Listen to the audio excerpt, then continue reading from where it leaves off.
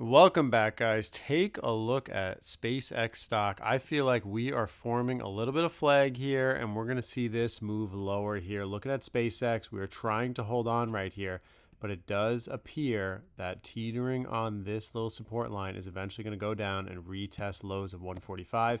If SpaceX does not get above this $155, I think we are going lower on this. Also, I know Chewy bought some Chipotle. Chipotle looks pretty decent here. I think you just have overhead resistance showing around $39 per share, so I would keep that in mind.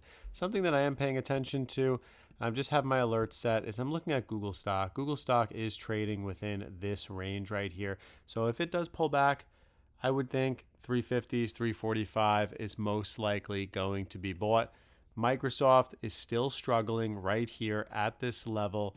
When you watch it, we were talking about this in the last video. 395 to 390 is really a big resistance level. You saw the rejection happen a little bit earlier. We were talking about that, and then it rejected right here as well.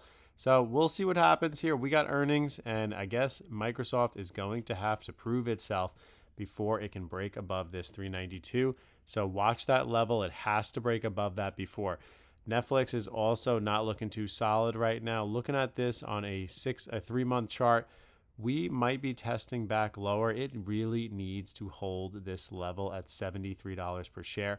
If it doesn't, I would not be surprised if we go and retest $70. If we do that again, we're going to go lower on this stock, and it is a free fall after that. So it really needs to gain back up to $85 per share. Definitely something to keep in mind as you are buying this. Next, I just wanted to show you Cerebras stock. Cerebras stock is trading at $200 per share now.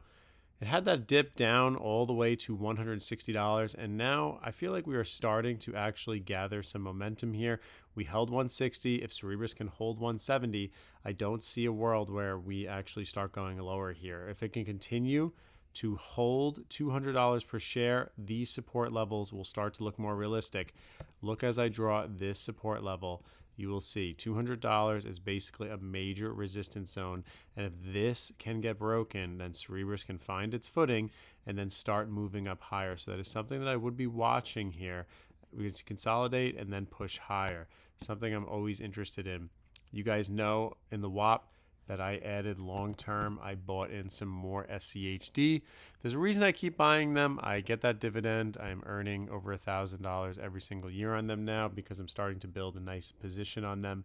And SCHD is always something I like to buy on the downturn. So if it does pull back more, I will continue to add more. Something that I like to buy. Also, SPSM is another small cap ETF that I like to buy, the Russell 2000. So it's something that I think you should have on your radar. It's trading all-time highs right now. We were buying these dips when it was like $35, $32. This has been the easiest money I've made so far. Obviously, Netflix and Microsoft are not doing what I need it to do right now, so those are taking my soul a little bit. But we'll give it some time. We'll see what it does. JetBlue retesting $6 per share. Just be cautious. JetBlue is probably going to sell off here if it cannot get above $6. It loves to just sell off. But in the meantime, you may potentially move back up to 7 as with these green candles coming in. So I would pay attention to that. It is very interesting leading up to this. We have earnings coming up for some of the major stocks. And I just want to bring up, I think Starbucks is something that you really should have on your radar. This was an actual buying opportunity basically about a month ago when it pulled back to $94, and it's reestablished itself above $97 per share. So the next overhead resistance that you're going to see is basically $112.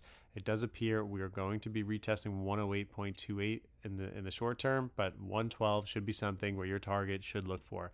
Another long-term stock that I think you should be considering is Berkshire Hathaway.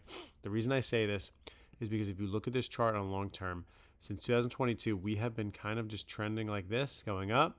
Now we're consolidating, and this is okay. This doesn't mean we're going lower.